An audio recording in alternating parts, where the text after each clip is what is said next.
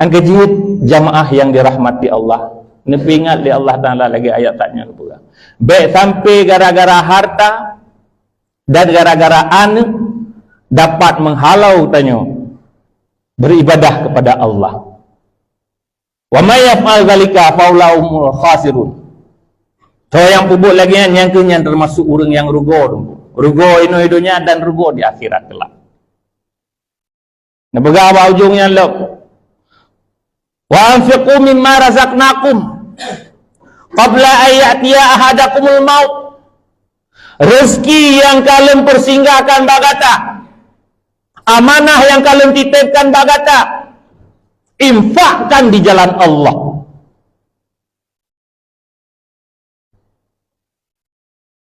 Harta yang tapajuh je ke yang terpakai lagi yang apuh, tupak, tuha,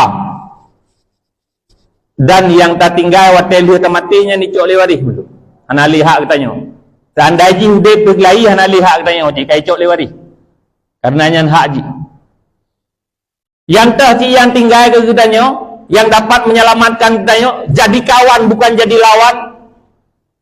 Yang tak infakkan di jalan Allah.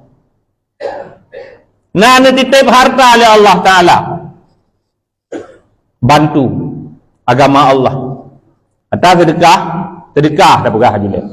Nak perlu tingkat nak dalam tabur riwayat. Saboh tabi 70 menalah. Alian yang kedua saboh tabi 70 menalah. Yang kelihatan saboh tabi 700 menalah. Dan yang keempat saboh tabi 7,000 menalah. Kemang ke sawah tanya. Yang pun saboh 10 wala. Kamu nafkahkan lagi kepada fakir miskin. Hanam kain yang dengan saudara Islam agak. Kan syarat kan urung bela kan anak tu. Yang 10. Yang 70 kepada fakir. Tapi syarat tu, anak kumun tu, apa tu, abuah tu, anak kumun tu. Saudara tu, yang 70 menalah. Yang 700 tukang bela tu. Tukang bantu tu. Wadah mudarat jih tukang bantu katanya.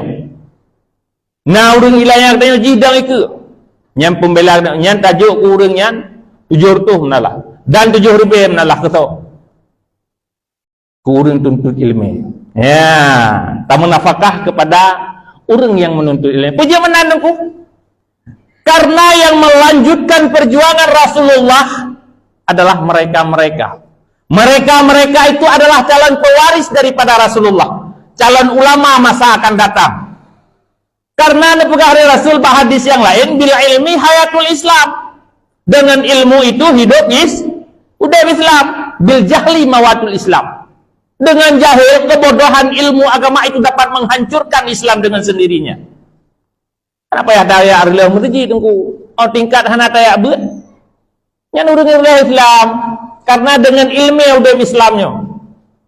Yang Rasul yang pegah. Bil ilmi hayatul Islam. 7,000 menalah tunggu. Tam sedekah kepada orang yang tuntut ilmu agama.